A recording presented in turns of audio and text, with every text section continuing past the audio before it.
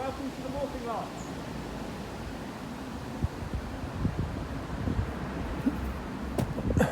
Sorry. Hello and welcome to the Morphin Loft. So today on the Morphin Loft we are back with the Lionsgate 2017 Power Rangers movie, reviewing the Megazord, which is easily one of the largest Megazords across the entire franchise. Well, franchise, I guess this is a separation reboot from the franchise, but you still class it as Power Rangers. This Megazord is massive, bring it more to an alien, futuristic kind of feel and take it really away from the manga-y Super Sentai feel that all Power Rangers Megazords had before. I think they've done a really great job with this. I like the fact that they've reimagined it rather than going, remember the Megazord that was in the original show? This is that, but it's different. Whereas they've gone, okay, let's use the same Zords, the same concept, but completely change the way it's going to be. And as a toy, it looks really cool. If you got this on Christmas in the box set of 5 that came out, you'd be really happy. It's got swords, it's got guns, it's got sounds. And that keeps going. My only issue with it is some of the lock-on points are a bit annoying. Like here, you can actually see all the way through. Oh, it's towards camera then, you can see it way. And that leads me into one of the main issues with this. It's not very stable, like it holds in a standing position, but the weapons fall out and the notches could be a bit stronger in actually locking in for some of the moments. If you don't have the arms at right angle, they hold flat and then won't notch unless you click all the way up to vertical. As I was saying about the weapons for this, it's got loads going on. It's got wings, which is new. It has a Gatling cannon from the Saber-Tooth Tiger, which I would arguably say is one of the best weapons on it. Because it doesn't require any batteries, and it's just a really good sound with a really good motion. I have the complaint that in the movie, it uses the wings as swords, and that could have easily been done. You didn't need to change the way it's being done when you're only having it in one scene. Why couldn't they just do that? I'm a little bit disappointed that way. These jets on the back are made from the T-Rex arms, and I don't have any bullets for it, but orange bullets would sit here, and actually here, but I'll talk about that later.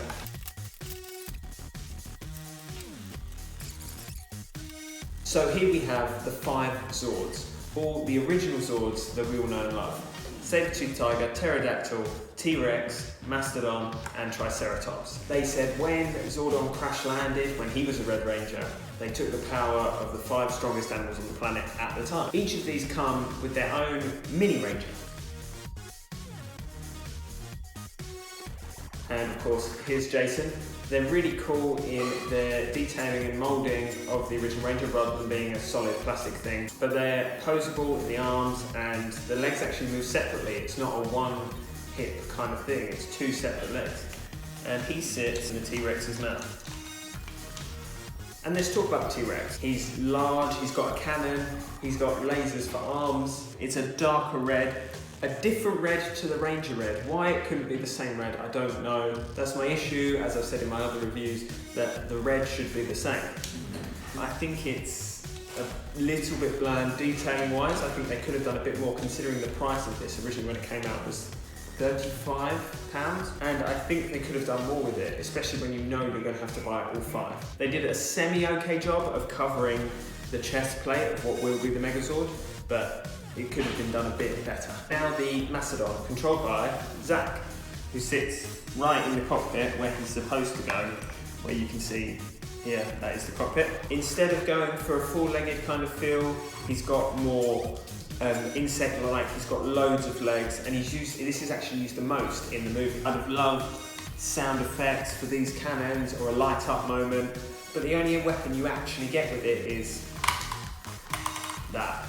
You don't really understand why it's a web. Like, is this supposed to be an insect? Is this supposed to be a mastodon? Like, what have you done with this? And you know this is going to get lost. It's a simple rubber web. Nobody's going to know what this is from, and it's going to be lost. So you end up with what looks like a C on the back of your toy. Again, the detailing could be better in terms of colour and chroming. There's a lot of people that have taken these toys away and done a remold on them and a repaint, because it needs it. And now the Saber-Tooth Tiger, controlled by Trinity. And she sits in an awkward position in the back. I don't know why, it doesn't make sense to me, but it is what it is. And she has this massive cannon. She looks like a Zoid, if anyone remembers Zoids. So it has that kind of animalistic, powerful mode. I don't like these on the back that are the connector points. They look like they should be jets, but are they jets or not jets? The legs basically look like a bigger version of the Tricera legs. Again, a bit simple and a bit bland. They've done a lot of detailing, but then also really limited detailing at the same time. And now Billy's Triceratops. Here's Billy, and sensibly, he actually sits in a cockpit. In the head. Done. This is a little disappointing, again, because the feet don't move.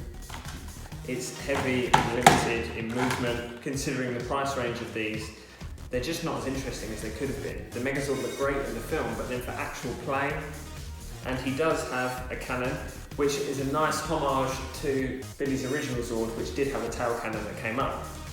But again, I don't have any bullets for it, sorry about that. It doesn't go very far when it does shoot, from what I've seen. Take it away, take a pack of black rub out, have some more scuffs and stuff on it, and it'll be an even more interesting Megazord. And now Kimberly's Pterodactyl. She has a cockpit, which is great. However, my issue with that is when it's a sword, she falls straight out.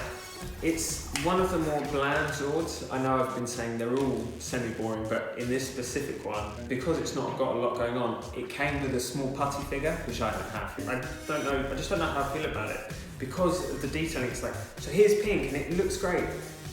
And this isn't the first draft, this is the final version. It could have just had more to it. You could have put black detailing here and here, and it just would have elevated it. So as a whole set, they blend together fairly well, being distinctively individual, but then having the same kind of feel across the whole range is really nice. They have the same kind of moulding as the Rangers do, with the raised armour plating kind of feel across all of it, but I just want more. I think that's the thing that comes across with a lot of these. I just want more from them, and they don't give you as much as you'd really hope they would.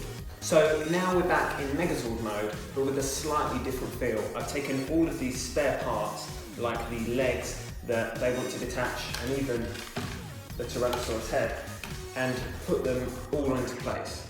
Because otherwise you end up with a parts graveyard, which we all don't like when we're making larger swords, and pieces get lost, and it's just frustrating.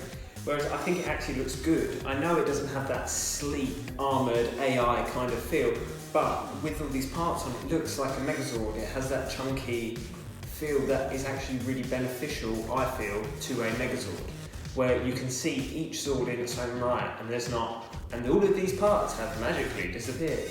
It looks like everything is used, which in this case, it is. Overall, I really appreciate this as a Megazord, having the head colouring matching the wings and the sword, the fact it has two swords of different kinds. The only issue I have really is the legs from the back look quite slim.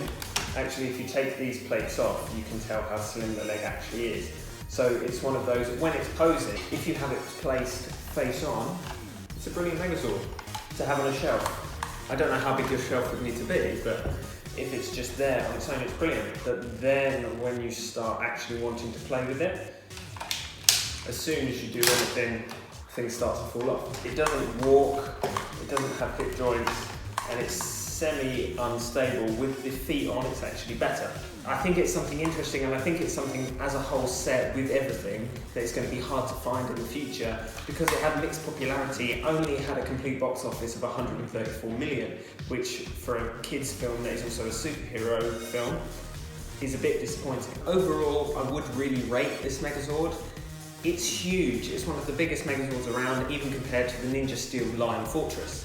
And it's going to be iconic. Lionsgate made this movie, and it's the first Power Rangers movie for a really long time. It has loads of quirks with holes in the chest, and the transformations are a bit clunky sometimes, but it's a really good looking Megazord with clear colour schemes, mini ranges, loads of weapons, sound effects. It could have done with some lights, but what are you going to do? Thank you for watching this video. If you like this Megazord, there's a link in my bio on where you can get it. Like, follow, comment and subscribe for more videos, more photos, and of course, may the power protect you.